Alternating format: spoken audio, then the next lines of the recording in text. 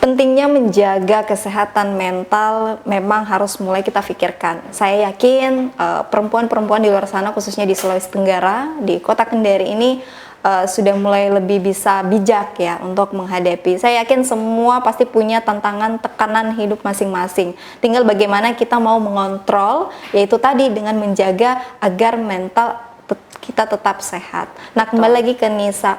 Nah, kita tahu juga sekarang kan perkembangan di mana teknologi yang semakin maju di tengah krisis global juga yang terjadi. Kemarin sempat juga BBM naik, terus juga langka, belum lagi masalah-masalah lain terjadi, akhirnya ada konflik sosial dan juga selain mempengaruhi ekonomi kita, ini kan pasti akan menjadi masalah juga buat kita ibu-ibu ya. Sangat Kak. Apalagi yang memang tahu ya urusan dapur, yang pasti juga paham sendiri bahwa segala masalah yang terjadi ini larinya ke kita juga. Nah, bagaimana kalau Nisa sendiri melihat, berarti sekarang kita memang sangat-sangat berada di fase yang betul-betul harus harus survive ya, atau gimana betul, nih? Kak. Silakan. Jadi memang benar yang Kak Dian sampaikan bahwa kita sebagai seorang perempuan yang menyandang status ibu dan istri harus survive dalam kondisi sekarang. Kita lihat banyak sekali konflik-konflik yang terjadi di ibu kota, bahkan di daerah kita sendiri. Nah, itulah tadi pentingnya bagaimana kita menerima diri kita sendiri, self acceptance.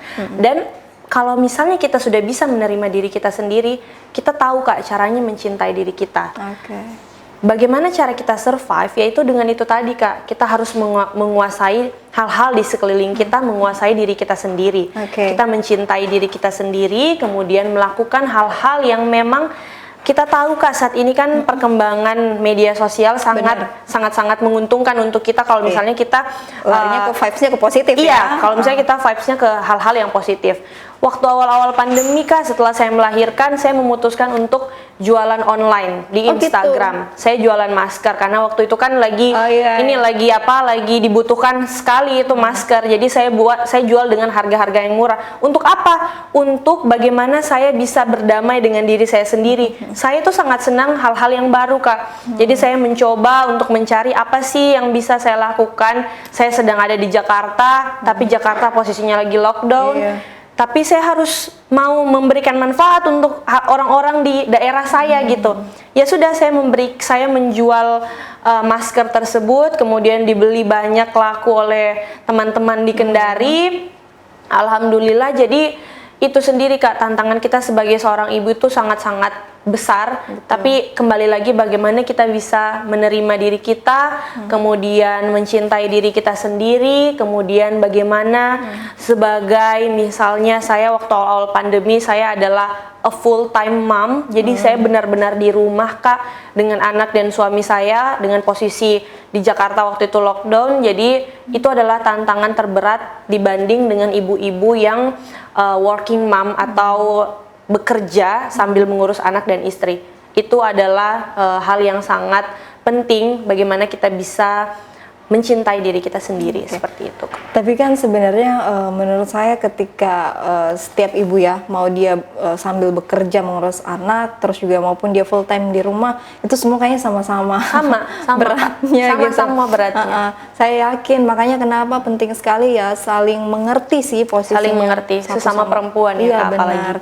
Nah, sekarang kan kita tahu memang pandemi juga sudah mulai melanda ya, khususnya juga di Kota Kendari. Nah, bagaimana akhirnya sekarang tentu kan Nisa mulai beraktivitas kembali, juga tetap pada pendidikan, berkarir juga, nah, tetap juga mengurus anak. Nah, ini bagaimana, tantangannya lebih besar lagi?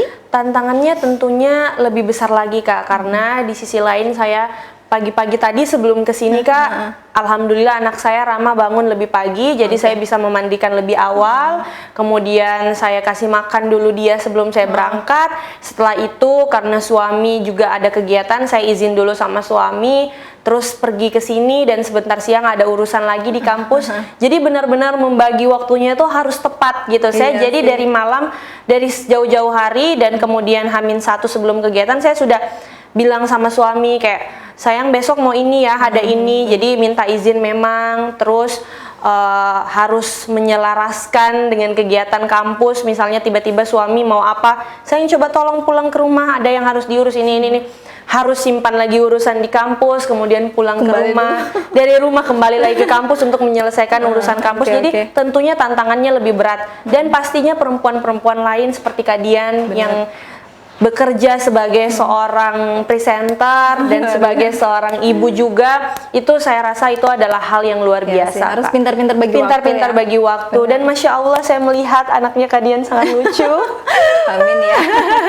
Ya itulah sih, kembali lagi bahwa berarti tergantung dari kita menyikapi, tergantung ya. dari kita, menyikapinya bagaimana, kita mau yang seperti apa. Dan ketika sudah memiliki anak itu memang penting yang namanya membagi waktu. Membagi waktunya ini penting karena akan sangkut pautnya erat dengan kesehatan mental tadi. Kesehatan mental. Jadi kalau semua tidak termanage dengan baik, pasti kan panik. Panik, stres. Kalau panik pasti stres gitu kan, ujung-ujungnya akan berpengaruh lagi pada kesehatan kita. Betul, Kak. Lalu sampai sejauh ini, karena Nisa sudah berada di posisi yang sudah merasakan bagaimana itu gangguan mental health, terus juga ya kedepannya siapa tahu nanti akan punya anak perempuan juga. Amin ya apakah Allah. nanti akan merasakan itu maksudnya diberikan pendidikan khusus gitu kepada anak-anak untuk sama-sama tetap menjaga mental health. Tapi saya yakin bukan cuma perempuan ya, laki-laki pun juga penting kan. Iya, tentunya Kak. Itu tadi yang saya bilang ada 4 aspek. Salah satunya adalah psikologi, yaitu bagaimana cara didik kita. Dari kecil saya sudah mendidik Rama, walaupun orang-orang awam tuh Kak, orang-orang sini itu selalu bilang, ngapain sih kasih sekolah, ngapain sih ajar-ajar ini, toh dia masih kecil nggak mengerti. Itu salah, itu salah besar. Pendidikan, sebaik-baiknya pendidikan adalah dari sedini mungkin. Jadi makanya dari usia 6 bulan Rama sudah saya kasih sekolah Kak di Jakarta, dan sampai saat ini dia juga masih sekolah. Sekolah itu apa manfaatnya kalau untuk anak-anak usia 6 bulan sampai 1 tahun? Itu melatih dia bagaimana dia menyikapi hal, melatih sensorik motoriknya. Dan alhamdulillah sekarang kalau boleh memberikan pernyataan bahwa Rama itu adalah anak yang sangat pintar untuk saya, untuk suami saya, karena dia betul-betul mengerti keadaan ayah, keadaan bapaknya sendiri, keadaan mamanya sendiri gitu. Dia mengerti kalau misalnya mama papanya harus kerja. Kemarin juga dia sempat di Jakarta, saya dan suami di Kendari sempat tinggalkan selama 1 minggu. Dan itu ada lagi Kak komen negatifnya kayak, kasihan ya Rama ditinggal lama sama orang tuanya, padahal kan kita tinggalkan Rama karena tujuan yang jelas. Saya menemani suami saya sosialisasi di Konsel pada waktu itu. Kemudian saya juga mengurus urusan kampus saya. Jadi ya, tapi itulah, saya kembali lagi berpikir positif.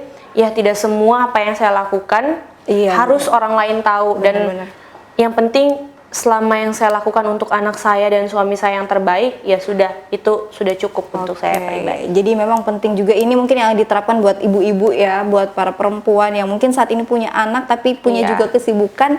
Ya terkadang apa yang kita lakukan ya belum tentu baik semua di mata orang, tapi jangan mau untuk mendapat pengakuan saja. Yang penting menurut kita baik, menurut kita itu sudah yang pas untuk anak kita, untuk keluarga kita, ya sudah lakukan saja.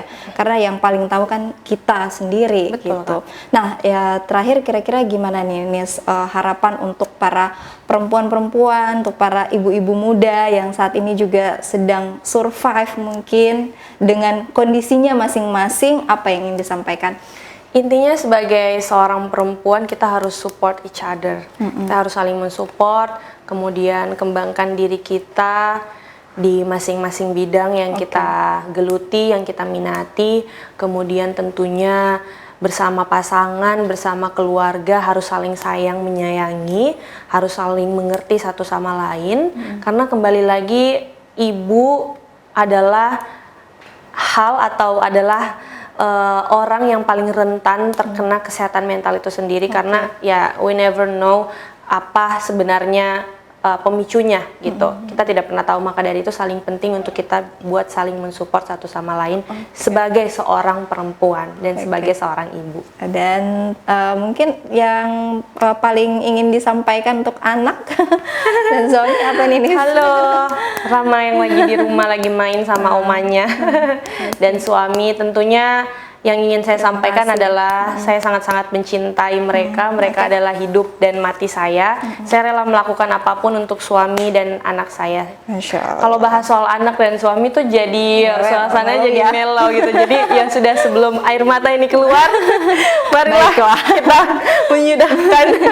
Siap. Ya intinya itulah yang paling terpenting adalah saat ini mulailah cintai diri kita ya, self love gitu. Jadi karena kalau bukan kita ya siapa lagi, dan saya yakin pun juga setiap orang, setiap perempuan, setiap ibu di luar sana punya caranya masing-masing, punya suatu hal yang mereka sudah persiapkan yang terbaik untuk anak dan keluarganya.